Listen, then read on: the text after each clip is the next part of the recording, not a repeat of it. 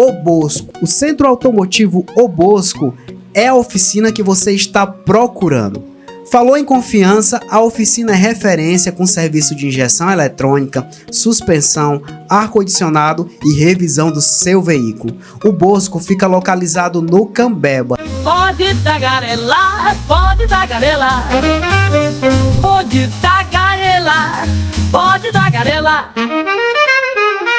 Fala, tagarelas, e sejam muito bem-vindos ao nosso episódio. Mas antes de assistir esse vídeo, você já sabe, não esqueça de curtir, compartilhar e valorizar essa obra, porque, gente, isso aqui dá trabalho pra fazer, tá? Então, se você tá aqui assistindo, ó, já clica aqui nesse botão e já dá aquele like e já segue o canal. Isso é muito importante. E o convidado desse episódio, gente, ele é cearense de Russas, ele é super talentoso, ele é cineasta, ele é diretor, produtor, ele é roteirista. Gente, ele é muito talentoso. Vamos receber Alan Deberton. Cara, muito obrigado por ter aceitado o nosso convite, tá? Obrigado, Beto. É um prazer. Querido. É um prazer estar aqui com você no Tagarelar. Vamos conversar. Vamos tagarelar, né? Aham. E tu é de Russas, homem? Nasci em Russas. Caraca, que massa. E como foi essa tua história com o cinema? A gente sabe, gente, pessoal, que o Alan Deberton, ele tá aí com um filme que tá estreando aí no cinema, o Melhor Amigo, né? Uhum. Que é um filme que já tem um longa, e a gente vai... vamos tagarelar sobre isso, mas antes eu queria que tu contasse um pouquinho da tua história. Como foi, assim, que tu saiu de Russas e foi pro cinema, assim? Resume um pouco pra gente como foi que isso aconteceu. Bem, eu nasci em Russas e desde criança eu era metido às artes, assim, eu fazia teatro na escola, participei do grupo de jornal, da rádio também, mas o cinema, assim, realmente foi uma coisa que me apaixonou. Eu lembro de ter tido uma experiência de assistir na minha cidade ainda, na época lá tinha um cinema, o filme Super Xuxa e os Trapalhões. A Princesa Xuxa e os Trapalhões, exatamente. E aí que... Dá referência, né? Então, e aí que esse filme, enfim, filme brasileiro, né, ali no Eu Criança, dentro de um lugar lúdico, que é uma sala de cinema, me impressionou muito. Sempre fui um espectador de sessão da tarde, né? Depois me tornei cinéfilo de alugar ali no final de semana nas locadoras 3, 4, 5 filmes, então assisti muitos filmes. E na escola tinha uma irmã que tinha uma filmadora, uma câmera profissional, né? E eu fiz uma pequena mentira pra ela. Eu disse que sabia mexer, era uma irmã que tinha muito ciúme nas coisas dela. E eu disse assim, não, irmão, eu sei mexer, pode deixar, deixa eu bulir um pouco na câmera, né? E aí eu comecei em pouco tempo eu me tornei o cinegrafista da escola, assim. Passei a fazer uns curtas-metragens na sala de aula, né? Trabalho de literatura. Então, aí eu e minha equipe transformava aquilo nos filmezinhos, sabe? Devo ter feito uns 10 filmes, assim, enquanto eu estudei, todos hiper amadores, né? Eu tava ali brincando de fazer cinema. Me formei em contabilidade, uma vez que não tinha cinema na época, nada a ver. A minha mãe, ela é técnica de contabilidade, então foi um trabalho assim por extensão, mas sempre desejando fazer cinema, assim. Enquanto eu fazia contabilidade, eu entrei no curso de economia, porque a minha ideia era ser contador e economista, ganhar algum dinheiro e um dia ir para Los Angeles fazer faculdade particular lá. Rapaz, o cara é visionário, viu? Porque ele tinha que ter uma fonte de renda para poder bancar esse sonho. E aí que eu percebi que era uma trajetória mais difícil, né? Você ter 2 formaturas, conseguir um sucesso profissional para depois você começar a fazer o que você realmente gosta, que é cinema. Aí talvez seja a hora aqui de meio que dar 2 passos atrás e começar. Então eu entrei no curso de cinema da Universidade Federal Fluminense. E ali eu já devia ter uns 28, 30 anos quase.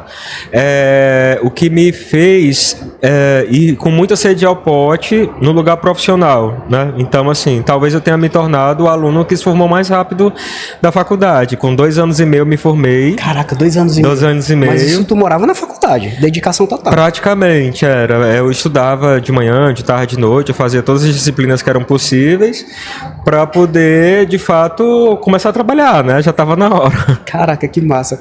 E assim, eu sei que vocês querem saber muita coisa do Alan, tá, gente? Mas o Alan tá aí com esse filmaço que tá causando na internet. Um elenco, assim, majestoso, grandioso. Cara, antes de tudo, o melhor amigo. Como foi que surgiu a ideia de gravar um filme? Primeiramente o curta, né? Teve o curta e depois o filme. Como foi que originou essa ideia de, pelo menos, de começar a gravar esse filme, O Melhor Amigo, temática GLBT? Isso. O Melhor Amigo, curta-metragem, foi um filme de 2013, foi meu segundo curta. Meu primeiro, chamado Doce de Coco, foi um curta que deu super certo, assim, participou de muitos eventos, festivais. E o Melhor Amigo também foi no mesmo caminho, assim, eu tive muita sorte com ele. Acaba que foi colocado um link no YouTube, na época, e que esse link super viralizou, assim, teve mais de 1.000 visualizações e um monte de comentários, e a maioria dos comentários era colocando aquela peça como se fosse parte de um longa que até então não existia, né? Porque como é curta-metragem, a duração é muito pequena, muita gente ficava achando que realmente estava faltando metade da história, o resto, né, dos acontecimentos. Ou seja, era tão bom, gente, que o pessoal ficava revoltado que acabava logo. Era mais ou menos esse sentimento, assim.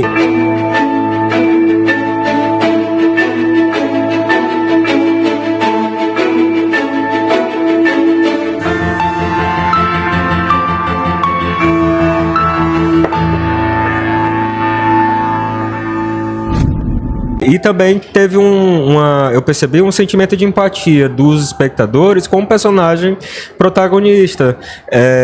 O Lucas, que é o personagem que na época foi interpretado pelo Jesuíta Barbosa, que é um grande ator, né, ator nordestino. Esse curta, ele atraiu assim a atenção do espectador no sentido de empatia com o personagem, né? Nossa, parece que eu vivi essa história, tô revivendo o passado. Então foi uma recepção meu nesse lugar, o que me levou para um desejo de transformar aquela história do curta num longa-metragem, né? Na época teve uma experiência similar, que foi um filme do Daniel Ribeiro chamado Hoje Eu Quero Voltar Sozinho, também curta-metragem, se eu não me engano, de 2010. E aí esse curta, ele se transformou em um longa de sucesso depois, sabe? Mas não, talvez o pessoal queira ver do Melhor Amigo um formato de longa, assim como o filme do Daniel. Então foi aí que tudo começou. Cara, que massa. E como foi que vocês bateram o martelo na escolha do elenco? Porque vocês já tinham uma base, um roteiro, né? Um pré-roteiro, que eu posso chamar, já meio pronto, né? Em 2014 a gente começou a rascunhar, né, o roteiro do longa-metragem, dessa adaptação.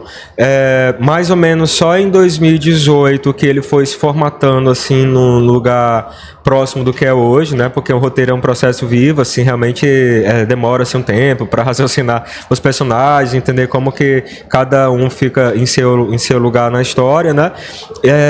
Mas entendendo ali do curta-metragem, meio que a fórmula do que era o curta que funcionava, eu entendi que no curta eu tinha que seguir determinados elementos da forma, né? Dessa fórmula, ao mesmo tempo, como longa-metragem, eu precisava esticar, né? Tipo, engrandecer o lugar das locações, da paisagem, dos personagens. No próprio curta já existia uma musicalidade, tinha um tom sonoro, tinha todo um colorido, um ar meio almodovariano, assim. Tropical, né? Um ar tropical. E aí, como longa-metragem, eu entendi que tudo isso precisava estar de volta, né? E com algo a mais, assim. E na época, também já querendo ter nesse projeto, assim, um formato mais aberto para o público, né? Assim, não, eu tenho que tornar ele mais pop.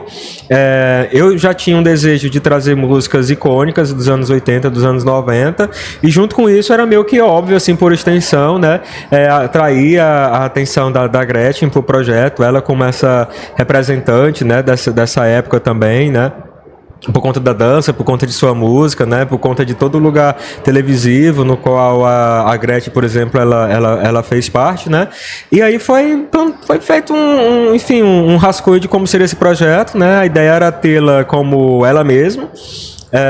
E por aí foi, assim, depois fiz um convite especialíssimo pro Matheus Carriere, pra Cláudia Hanna.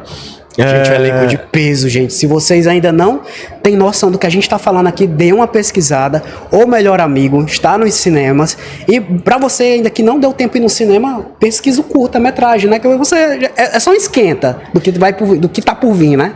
Exatamente, assim, o curta realmente é um curta muito, muito querido, assim, porque ele fala sobre sentimentos, fala sobre paixão platônica, quem não teve uma paixão platônica, né, quem não viveu, e aí que o longa é isso, assim, só que o longa é diferente do curta, então, sabe aquele filme que as pessoas assistem com um sentimento de leveza, de sorriso nos olhos, o curta, ele é muito, ou melhor, o longa-metragem, ele é muito diagnosticado nesse lugar como um filme leve, um filme Sessão da Tarde, né? E exatamente esse é o nosso objetivo, que era fazer uma comédia romântica solar e vibrante. Bonita e sensual, talvez eu seja a solução do seu problema.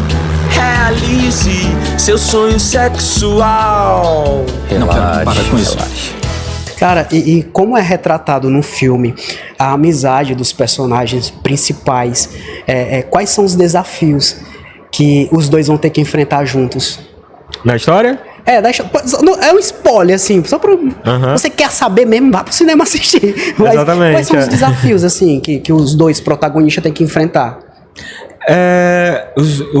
Para quem performa esses protagonistas, né, no caso do elenco, realmente, no caso do Melhor Amigo, é um filme musical, né? Então é um longa que, por si só, ele já é diferentão, porque não é um gênero muito comum de se ver no cinema brasileiro, né?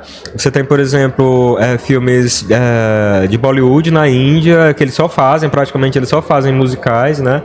É uma paixão nacional. No caso dos Estados Unidos, existe uma recorrência da produção, que enfim, historicamente é um formato muito antigo, né? Desde ali os anos 20, os anos 30.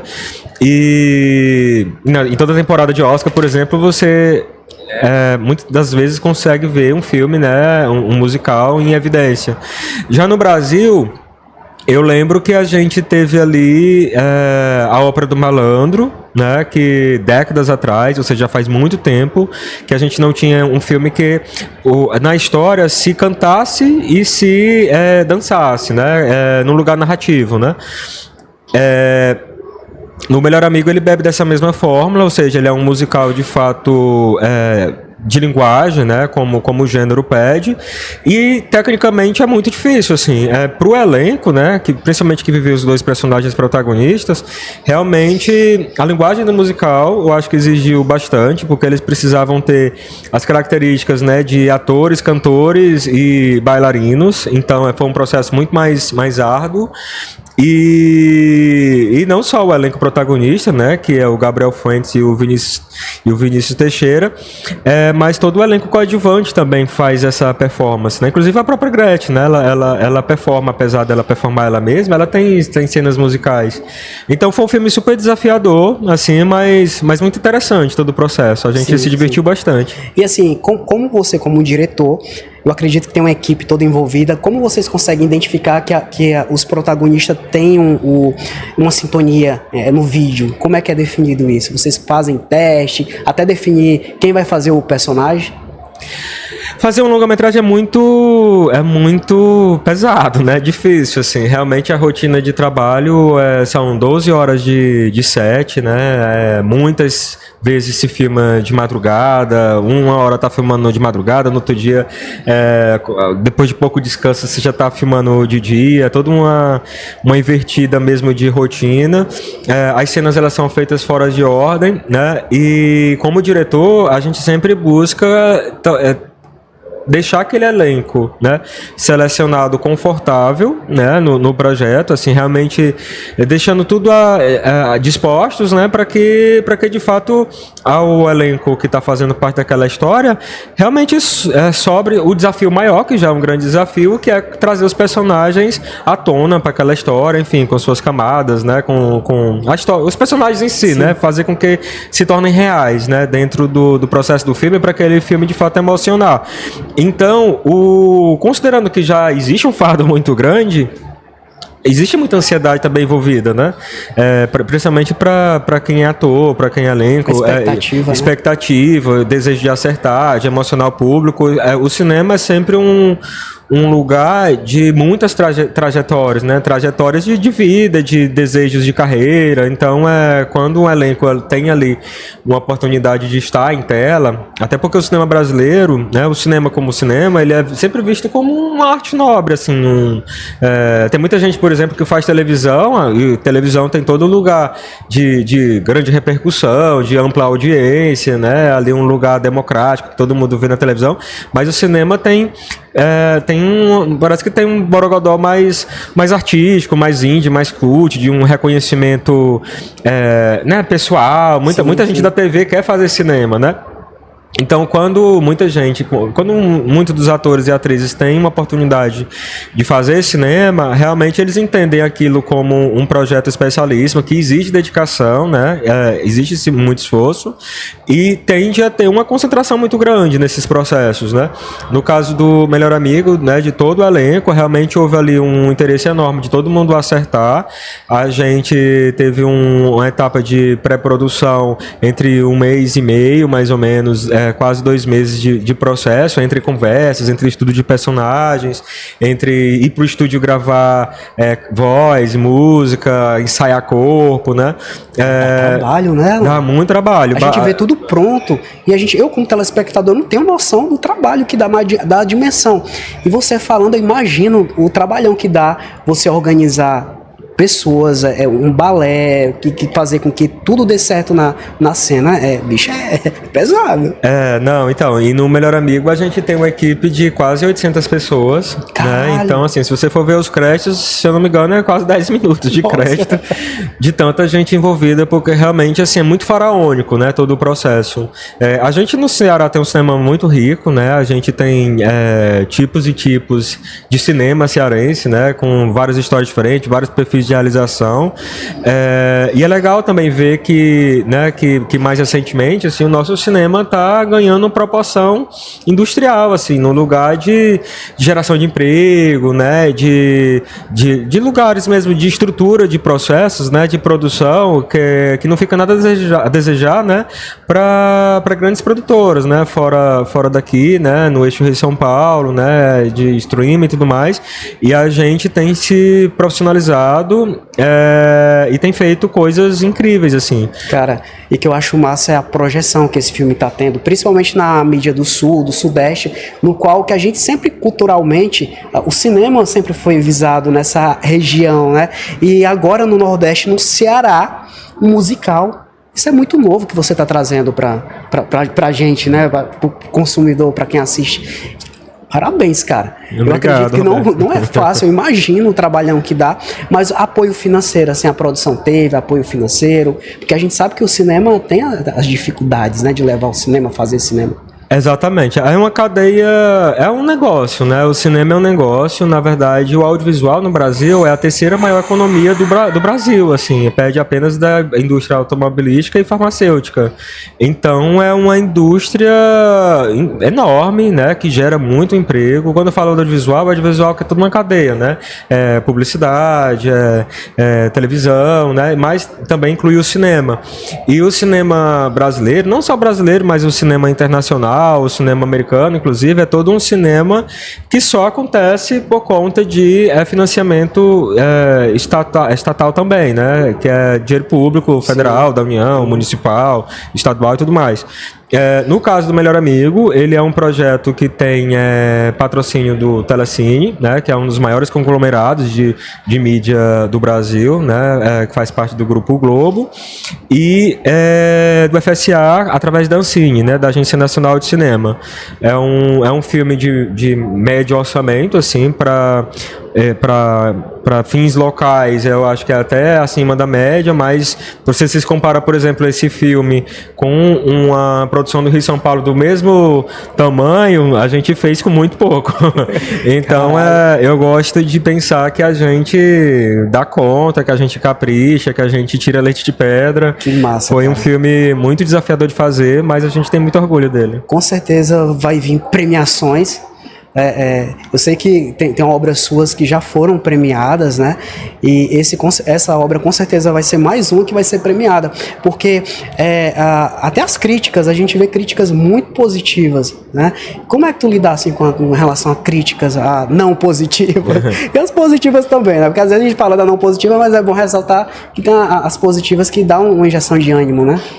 Eu tive muita sorte, né, de ter como longa-metragem, minha primeira direção, ter acontecido com o Pacarrete, porque realmente assim, foi um filme que surpreendeu. O Pacarrete, ele foi uma produção feita com muito pouco, né, o orçamento do Pacarrete foi 1.250.000, feito no interior do estado. Filmei na cidade de Russas, onde eu nasci, e na época o filme, ele fez estreia internacional num dos maiores festivais do mundo, né, que é no Festival de Xangai, e na China, que é considerado um dos maiores mercados de cinema do mundo, assim, lá foi um sucesso. A gente participou da categoria principal, né, do festival, teve tapete vermelho, passamos 15 dias lá. Depois o governo chinês convidou o filme para voltar para mais 6 cidades, né, no mesmo ano. Houve interesse de 5 distribuidoras da China para poder passar o filme na China, ou seja, houve uma grande comoção em relação ao filme. E no Brasil, ele teve estreia no Festival de Cinema de Gramado, né?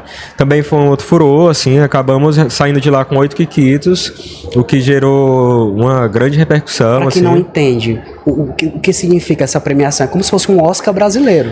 É como se fosse uma das maiores premiações do Brasil, como se fosse um Oscar brasileiro, assim, é um filme, é um dos festivais mais tradicionais, né? Quem tá com o filme estreando em Gramado, com certeza o projeto recebe muita visibilidade, né? Foi o caso do Pacarrete na época, e ainda mais se você for premiado, né? A gente saiu de lá com perto do recorde, não sei se tinha filme que ganhou mais do que 8, com certeza, mas a gente realmente, depois de muito tempo, tivemos esse reconhecimento, né?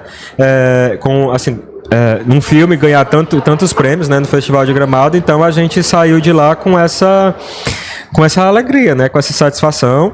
E também o filme ganhou 8 grandes prêmios do Grande Prêmio de Cinema Brasileiro, que esse sim é tido como se fosse o Oscar do Brasil, sabe? A gente acabou ganhando 8 troféus Oscarito. E por aí foi ótimo, assim, a trajetória do Pacarrete. Com o Pacarrete, depois eu fui convidado para escrever e dirigir uma série da Disney, inédita, chamada Uma Garota Comum.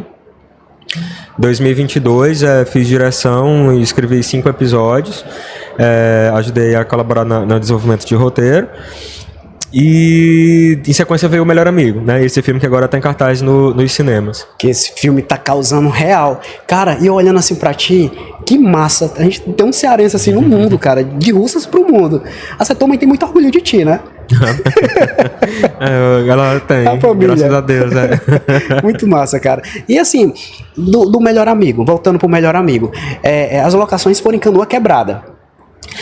Isso, as locações foram em Canoa Quebrada e aqui em Fortaleza. A gente filmou as cenas internas de um lugar na história chamado Sal e Pimenta, na Boate Valentina, aqui em Fortaleza, mas a parte externa era em Canoa Quebrada, porque o cinema tem disso, né? Tudo é um truque. Então, filmamos parecer ser num local, mas na verdade a gente filmou em outro. O engraçado é porque a Valentina é uma boate enorme e a externa em Canoa era um prédio pequenininho. E aí fica, só para ilustrar a magia do cinema, que é essas recortes possíveis de geografia. É massa, muito massa. Canoa Quebrada na frente e dentro, a Valentina, gente, é uma boate que tem em Fortaleza, na Praia de Iracema. E faz essa junção, assim, de ser o mesmo local. Exatamente, Não, no cinema, no Melhor Amigo a gente teve alguns desafios, como por exemplo, tem a casa da Deidiane Piaf e das meninas, que em Canoa Quebrada, externamente, como se fossem umas kitnets bem retangulares, assim, bem quadradinhas, mas a gente filmou a interna dessa locação da casa delas numa casa que é redonda. Uma casa totalmente redonda, assim, como se fosse uma oca. E aí era muito divertido ver como é que fazia caber essa casa redonda dentro de uma casa quadrada e no final deu certo. Cara, e a história, pra montar a história, é tudo na cabeça de vocês, ou vocês pegam situações que aconteceu, ou que aconteceram, ou relatos na internet, como é que é feito assim? O desenvolvimento de roteiro, assim, realmente é um processo que demanda um tempo, né? No caso da ideia, por exemplo, 2014, né? Quando o filme começou a ser germinado, né? O longa-metragem, eu só filmei em 2022, ou seja, 6 anos, né? Na verdade, quase 8 anos, né, de escrita de roteiro. No caso do Melhor Amigo, foi um projeto a 8 mãos. A gente tinha 4 roteiristas, né? E sempre ele é levado muito um ponto de vista de cada um de nós do próprio mundo, de lugares que frequentou, histórias pessoais também estão ali. Histórias que também vêm através de pesquisa, né, no lugar de pesquisa de personagem, é uma parte do processo, assim, pesquisar personagem, pesquisar as locações, pesquisar temas, então é um processo de estudo, assim, que já era muita refação, então muitas vezes a gente escreve uma versão e joga tudo no lixo, aí depois a gente faz outra coisa, depois a gente vai atrás lá no lixo catar o que a gente jogou fora antes, sabe, então é um processo de muito vai e vem, assim, até de fato ser iniciadas as filmagens, e depois que o filme é filmado, que a gente chama de colocar na lata, ainda tem outro processo de reescrita do roteiro que tem a ver com a montagem, né? Porque através da montagem a gente também faz um novo filme, assim. Então é um processo que não tem uma hora para terminar, exceto quando o filme ali já tá realmente pronto e entrando, né, perto de entrar em cartaz. Muito massa. E nesse filme específico a gente vê, além dos protagonistas, tem outros atores que estão se destacando nessa obra. Às vezes assim, a pessoa, é só o protagonista que vai se destacar. Não, a magia é isso, né? Que outros acabam aparecendo, assim, entrando no gosto popular das pessoas. Já é esperado isso quando vocês lançam assim, o filme? No caso do Melhor Amigo, teve um interesse de meio que falar sobre a comunidade, assim, de uma forma mais deliberada, sabe? Então, por exemplo, para além do personagem do Vinícius Teixeira e do Gabriel Fuentes, né, quis também trazer um lugar mesmo de destaque para as meninas, né, que fizeram parte ali do coletivo das travestidas, a Deidiane Piaf, a Mulher Barbada, né, também fazendo convite a Somo e a Mumu, que são, né, duas talentosíssimas, assim, da nossa cena. E é isso, assim, o filme, né, nesse caso do Melhor Amigo, tinha ali uma oportunidade de estar né, tendo essas pessoas abrilhantando o projeto, assim, são pessoas talentosíssimas, que cantam, dançam, performam, são humoristas, né, pessoas que têm uma fanbase, assim, muito grande pro público, e também muita gente desse público quer ver, né, essas pessoas em tela, interpretando, né, colocando esse talento no lugar de dramático, né, para além do divertido, para além do cômico. Então foi um processo realmente de mão dupla, assim, né, da minha parte de pegar, de contar, né, com essa alegria desse elenco, e da parte deles, assim, de experimentar mesmo o cinema, né. Então acho que foi desafiador para elas, mas e para mim com esse desafio de agregar um elenco que também é diverso, né? Porque a gente tem um elenco local e a gente tem um elenco que é de fora, a gente tem a Gretchen com participação especial, né? A gente tem um elenco ali que ficou famoso, né? Ali, que era muito famoso nos anos 80, como é o caso do Matheus Carriere, que era galã global de diversas novelas, né? E é isso, é uma alquimia, né? Um processo que é vivo, e no final a gente vai entendendo se deu certo. A Gretchen, ela faz a Gretchen mesmo no filme. A Gretchen, ela faz ela mesma, mas ela tem tons de interpretação, né? Tem momentos, assim, que que são falas, né, que são colocadas na boca dela, reações e tudo mais, que são, Cara, que são atitudes de atriz, né? Disse, Gretchen, agora você vai interpretar dessa forma. Aí ela adorava, assim, ela ficava toda, né, cheia de confiança, porque de fato é uma mulher incrível, assim, era muito divertido. É a rainha dos memes na internet, né? Isso. Cara, muito massa, muito massa. Eu fiquei imaginando, eu tô super curioso pra assistir ainda. Eu assisti o curta, assisti o trailer assim, que saiu nas redes sociais. Mas, como um bom pai das suas obras, eu quero saber se tem alguma obra que você tenha tido mais dificuldade, né? Assim, pra filmar. A gente tem o que tá no cinema, o melhor amigo, Pacarrete. Feito Pipa vai ser lançado ainda. Feito Pipa vai ser lançado, foi filmado ano passado, em Quixadá. Em Quixadá. E Baião de 2, Os Olhos de Arthur, esse eu assisti, Os Olhos de Arthur, muito bom. Legal. Do Outro Lado do Atlântico e Doce de Coco. Rapaz, Doce de Coco, gente, pesquisem agora. A menina que faz a principal, nossa, é uma Débora ótima, Ingrid. nossa, a gente entra naquele cenário, a gente tá vivendo aquilo ali, e assim, o sentimento que dá é que você conhece, assim, os personagens, assim, tem aquela aproximação. Eu acredito, você como diretor, com o objetivo deve ser isso. E quando tu escuta, assim, esse feedback das pessoas em relação a essas obras, assim, qual o teu sentimento? É muito positivo, Beto, assim, porque de fato o maior desejo é se conectar emocionalmente com o espectador, né? Assim, tem diretores que fazem filmes só por interesse pessoal, assim, de histórias ali que de fato se acredita, né? Porque fazer filme é tão difícil que realmente exige muito esforço e cada um tem o seu interesse, o seu objetivo maior a contar uma história, né?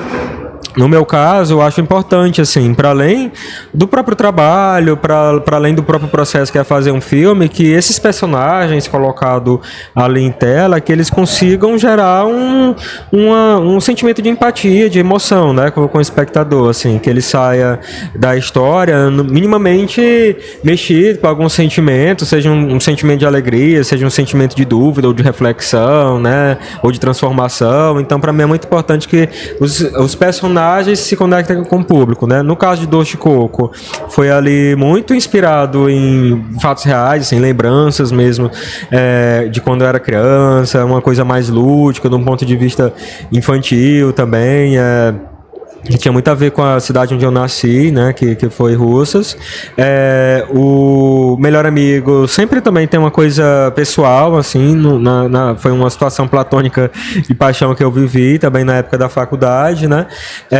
Os Olhos de Arthur foi um filme em que eu fui espectador de um menino autista que fazia aula de natação e se sentiu mexido ali, provocado pelas pessoas que estavam fazendo aula com ele. Então eu percebi que isso mexia com essa pessoa e fiquei imaginando um filme sobre isso. Mas assim, de forma geral, tudo existe uma conexão íntima, sabe? Tudo que eu acho importante de fato realizar, é necessário ter uma conexão íntima para aquilo se tornar verdade em tela, né?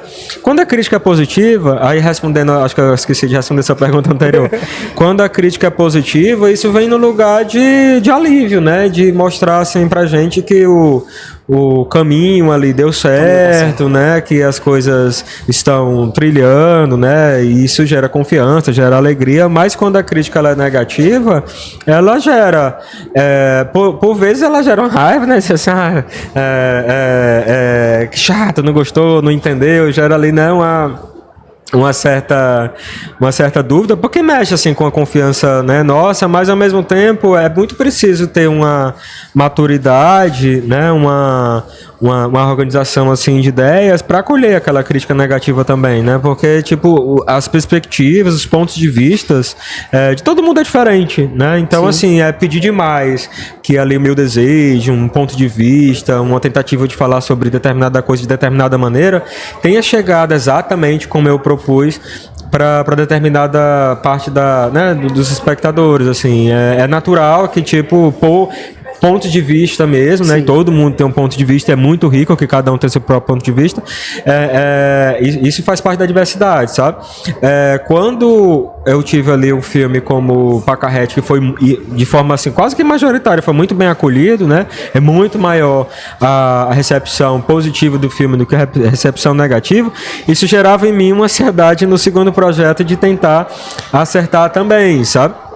Mas é muito legal, assim, perceber que ao fazer um segundo trabalho, um terceiro trabalho, você, de certa forma, zera, sabe? Assim, você zera todos os botões e você tem que lidar com o inédito, com o acaso, com o cru, com o que pode chegar forte, profundo, mas também o que pode chegar frio, indiferente, porque são outros tempos, né? Uma nova obra, um novo jeito de colocar uma linguagem de cinema, né? Porque como carreira eu mesmo desejo que a cada filme meu eu queira acrescentar, né, uma estética nova, quero aprender em outro lugar, não quero ficar fazendo só as mesmas coisas, sabe? Então, eu acredito que a cobrança também aumenta. A cada obra que é lançada, a cobrança vai ficando maior.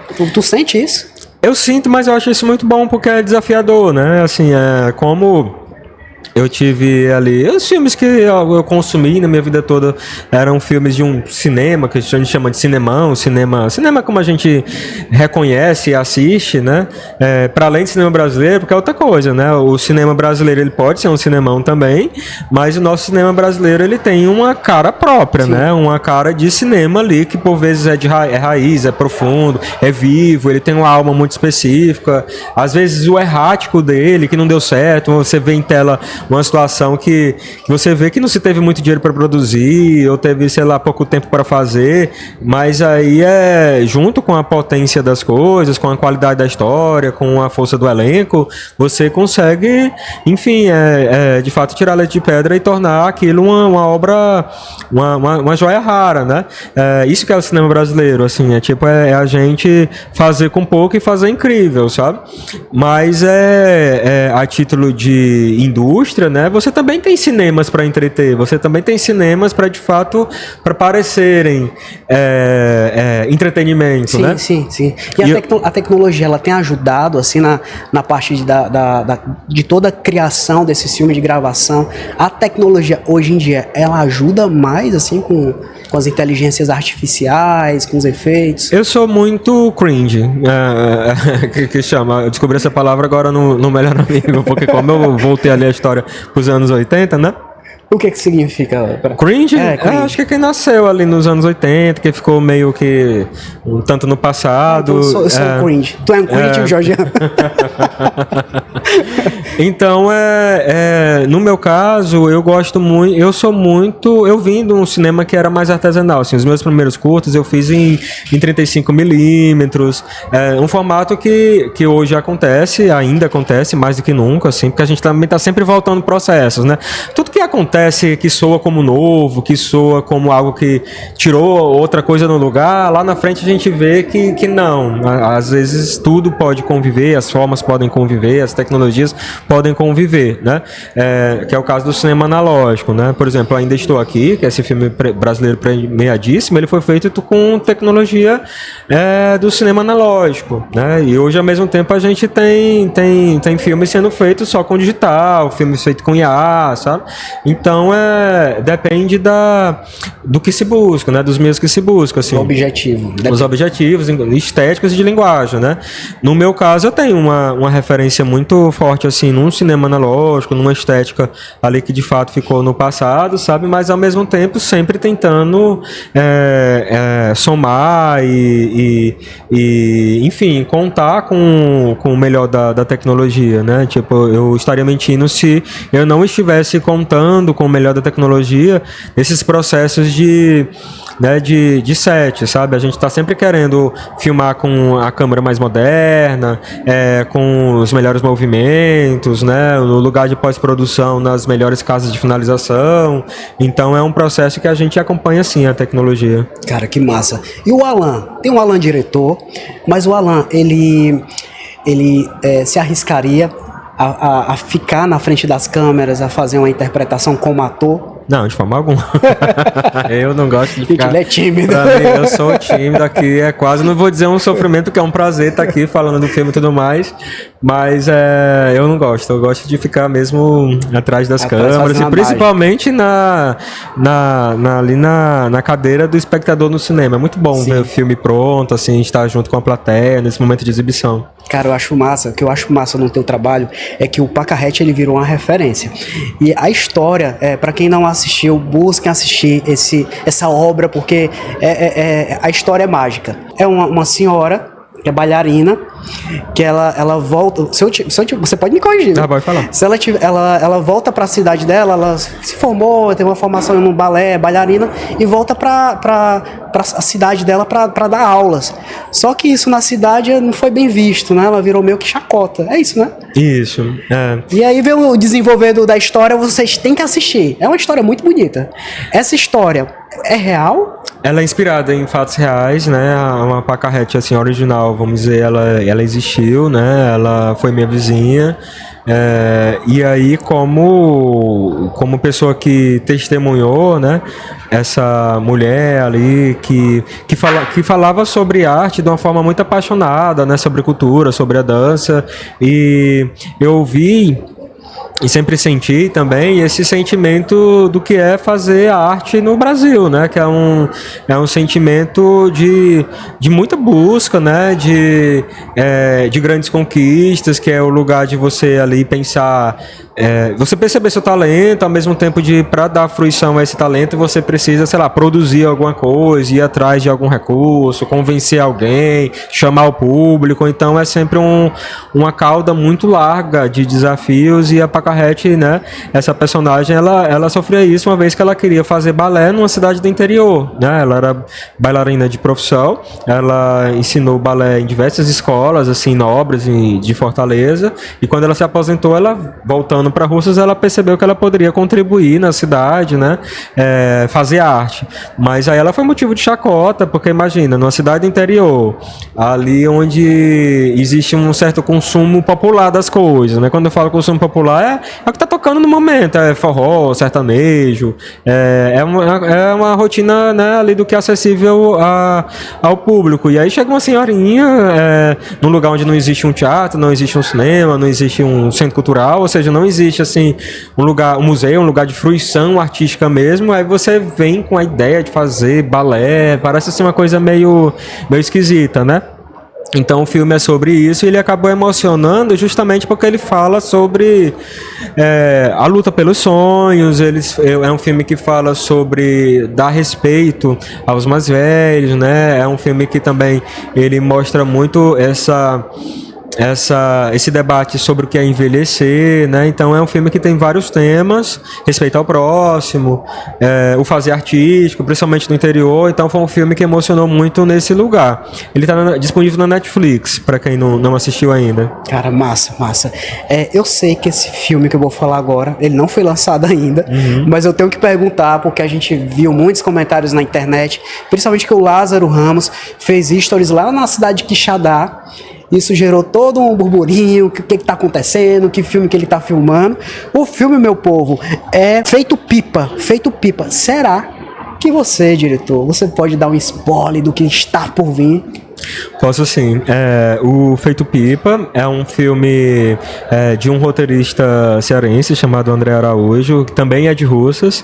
E o André fez uma história incrível, a história de Gugu, que tem 10 anos, ele vive com a avó Dilma, e ele vai percebendo ao longo do filme que a avó tem Alzheimer, e ele faz de tudo para esconder a avó ali do povoado, né? Porque se a cidade descobre que a avó está doente, aí ele acha que pode perder a avó, uma vez que ela vai ter que ir para uma casa de repouso, e ele vai ter que morar com um pai que não o aceita como ele é.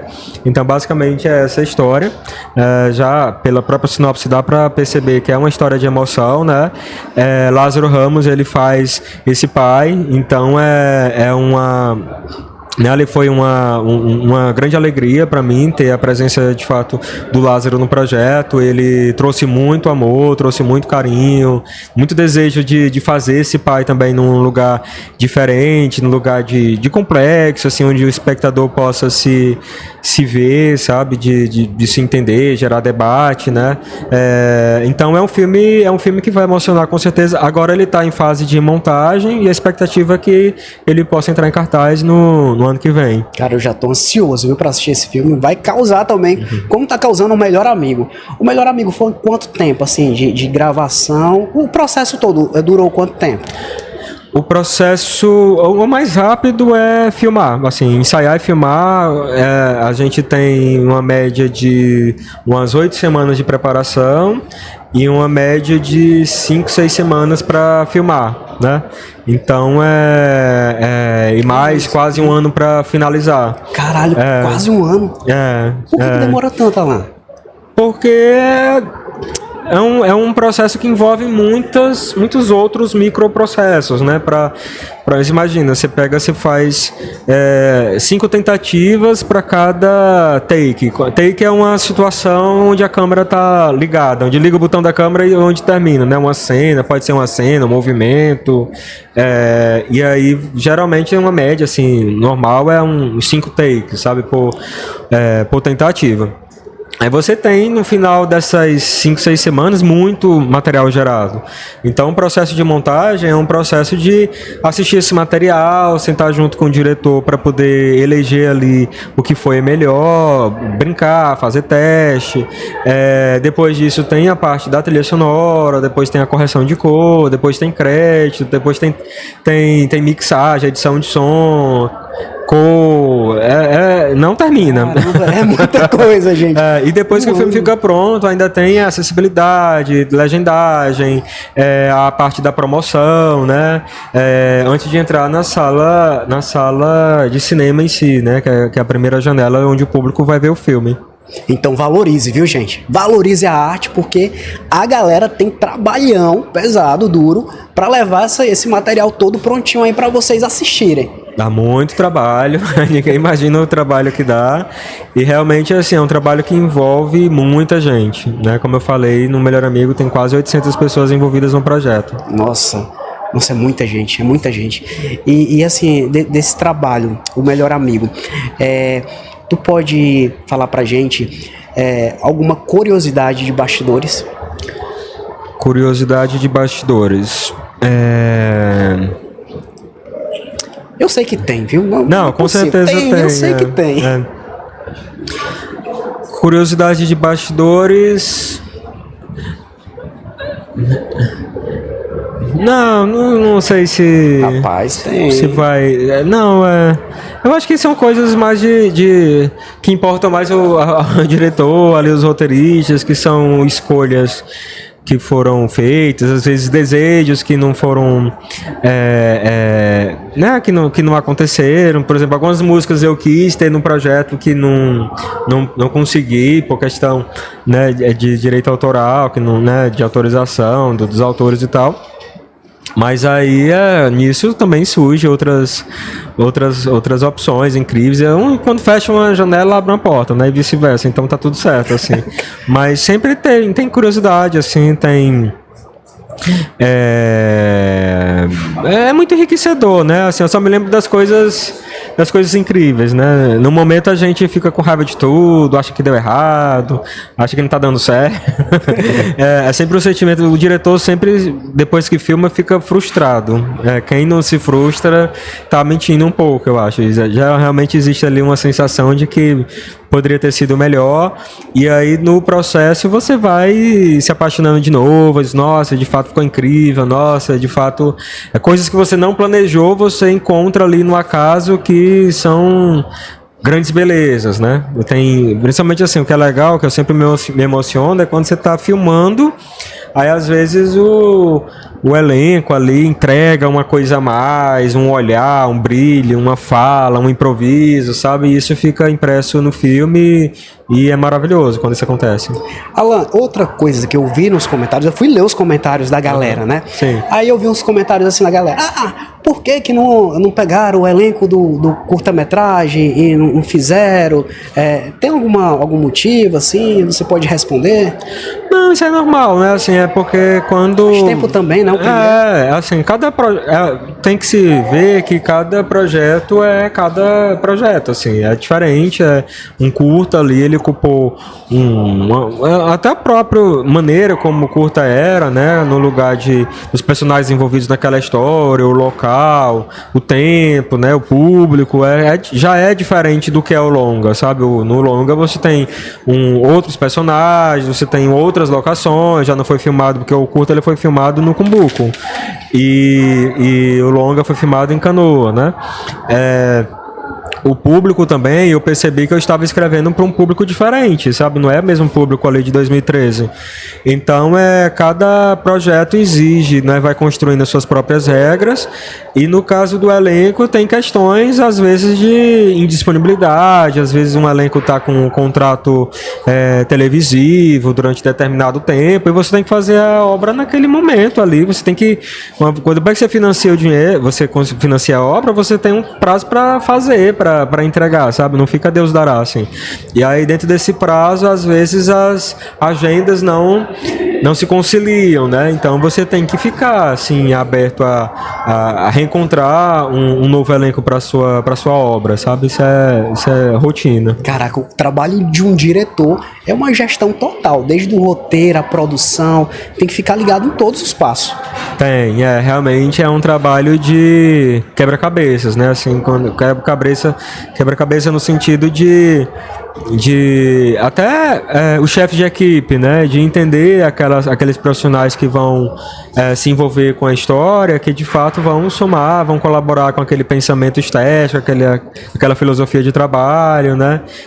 Geralmente a gente se alia com amigos assim de profissão, pessoas que já sabem como que é seu temperamento, como que você trabalha, e a gente no Ceará a gente tem muitos talentos assim, né, em diversos setores, né, que somam muito.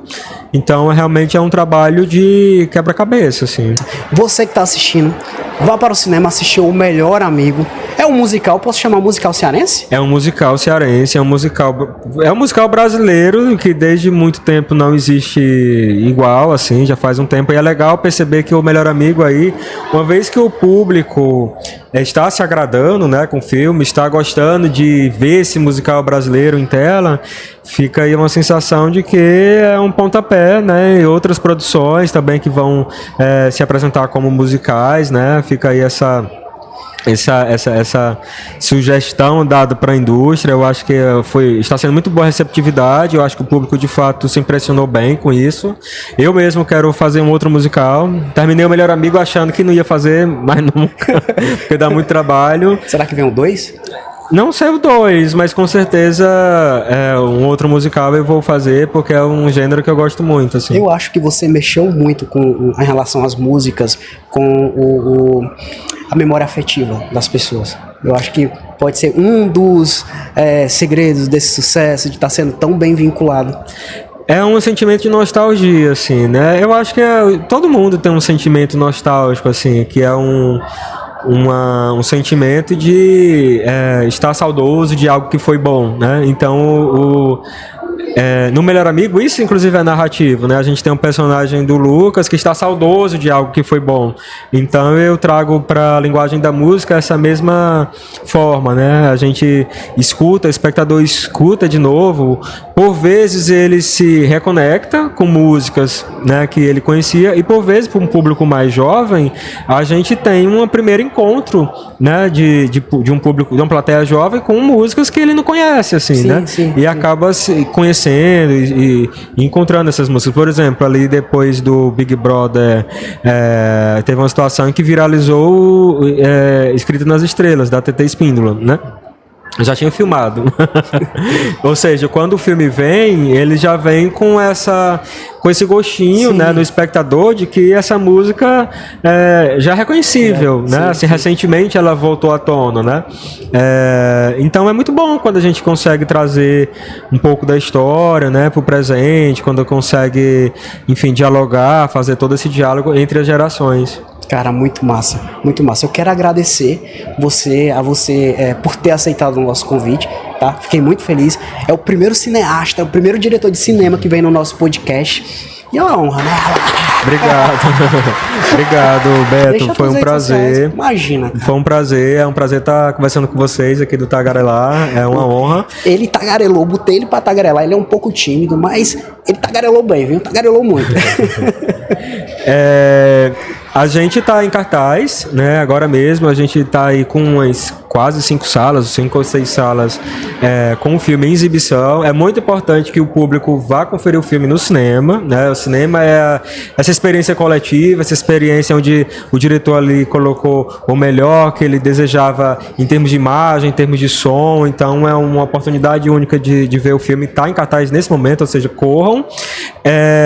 A gente tem uma mídia social do filme que é O Melhor Amigo Filme, tem o da produtora que é Deberton Filmes e tem o meu, Alan Deberton, onde pode acompanhar o meu trabalho, onde tem um pouco de bastidor desses outros filmes que estão acontecendo, né, outros lançamentos. Para quem não viu também, Pacarrete está em cartaz na Netflix. Então é isso, assim, fica um convite para a gente valorizar o cinema brasileiro, o cinema nordestino, né, o cinema feito com muito talento, né, que repercute mundo afora, né. É muito importante dizer que o nosso cinema chega muito longe. Agora, uma dica do Alan, lá de Russas, do menino que saiu lá de Russas. Pra quem sonha, você sonhou alto e você tá alcançando aí altos voos. Dá uma dica aí pro pessoal que sonha também entrar nessa arte, fazer essa arte de cinema, de ser o diretor, de ser ator. Qual o primeiro passo? Olha, como tudo na vida, assim, quando você percebe seu talento, quando você tem um objetivo claro, você tem um sonho, assim, que você sabe que não consegue fazer uma outra coisa que não seja aquilo, realmente fica um desejo de que continue acreditando, continue insistindo, porque uma hora dá certo, assim, né? A batalha, ela é grande, é necessário ter um espírito de gestão, porque para administrar esse sonho, né? Porque não é de uma hora para outra que as coisas vêm, administrar isso que realmente é o maior desafio, mas a gente tem na história aí muitos casos, né, de grande sucesso em diversos setores, em diversas profissões, né, que tem a ver com essa saga, né, com esse lugar de não desistir, sabe? Eu acho que é o sentimento que eu deixo, assim. Eu agradecer novamente por você ter vindo, tá? E a gente vai ficando por aqui, pessoal. Infelizmente chegou até o final. Você que ficou nos assistindo até agora, muito obrigado. Não esqueça de seguir o canal, dar aquele joinha e deixar aquele comentário, viu? Isso motiva muito, gente. Valorize isso aqui, ó, porque dá trabalho danado pra fazer, tá? E até o próximo episódio, o próximo convidado. Fique ligado nas nossas redes sociais que a gente vai estar divulgando. E até mais, pessoal. Valeu! Alan Deberton, seja bem-vindo ao Pode Tagarelar. Muito obrigado. Alan Deberton é um cineasta cearense conhecido por Pacarrete de 2019 e O Melhor Amigo de 2025. Seus filmes misturam drama, comédia e música, destacando a cultura nordestina e a representatividade LGBTQIA+. Rapaz, eu tenho algumas curiosidades aqui, tá? Vou te perguntar qual é o teu hobby quando tu não tá gravando? Gosto muito de ficar em casa sem fazer nada. Meu lazer favorito. E teu filme favorito? Adoro Psicose, do Hitchcock, 1960. E dá um recado aí pro pessoal pra assistir esse episódio. O pessoal que adora o Pode Tagarelar, convido vocês para assistir nosso episódio, em que eu vou estar aqui falando sobre O Melhor Amigo, um pouco sobre cinema. Nos escute e compartilhe. Cara, e tá massa mesmo esse episódio. Valeu.